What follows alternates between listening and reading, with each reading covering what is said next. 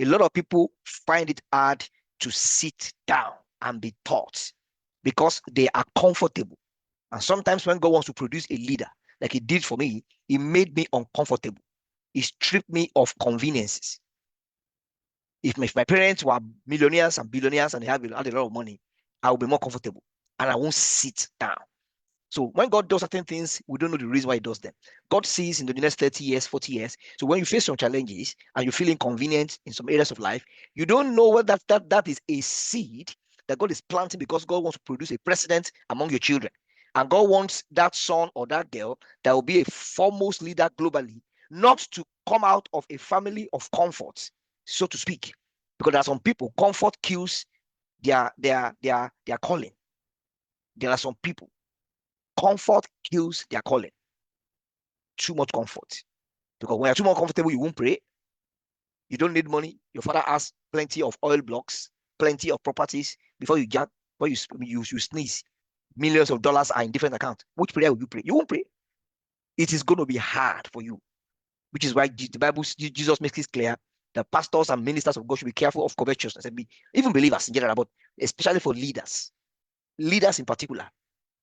Because the moment your heart is after money, it will distract you, and the prices, the sacrifices you need to make to seek God, you won't make it because you have money. Why should I pray? Why should I pray? I have money. I can use money to buy my protection. I can buy bodyguards. That is what pastors are doing. They have bodyguards. They have layers of security, orderlies. They have fleet of vehicles. They have properties all over the world. They have money. They have influence. There is nothing apart from salvation that their money cannot buy. So why would they see God? In the olden days, people sought God because they needed God to preserve them, to speak to them, to talk to them, to help them. When you don't need money, you don't need houses, you don't need car, you don't need building. You have everything you need. It is going to be hard for you to see God. So grace is not a license to keep doing the wrong things, and you're saying that God will give me the second chance, the third chance. No. There are things that you do that even if God give you 1 million chances, certain things have left your life. You don't go there. There are some people, when they do certain things because of the covenant they have with God, certain things leave their life. Someone like me now, I can't make a mistake with adultery. I cannot.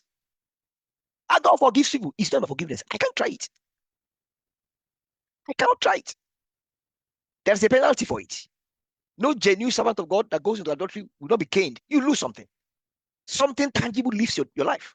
You may take you 40 years. You may not find it again. You will go to heaven, of course, because you're born again. But it's an exchange for grace. And grace is expensive. That thing that makes people to want to listen to you.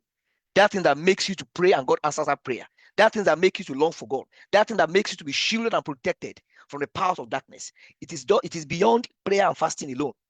A life of consecration. Prayer and fasting is on one side. The life you're living is on the other side. So there are certain things that you don't do. And when you do them like this, you bid goodbye to certain things in your life. So let's not look at Saul saw multiple opportunities. The first time he made a mistake, God spanked him. Okay, God gave him a second chance. And then, okay, if God can give Saul 2 chances, I'm under grace. I will get 20 chances. Don't make a mistake and do that. Samuel was grieved. What a great leader. What a great leader. How many of us have prayed for people we consider enemies? People who have offended us. Maturity is not just growth in years. Maturity is not just growth in years. A 25-year-old man can be more mature than a 70-year-old man. Age is important. Maturity. How much of Christ is formed in you?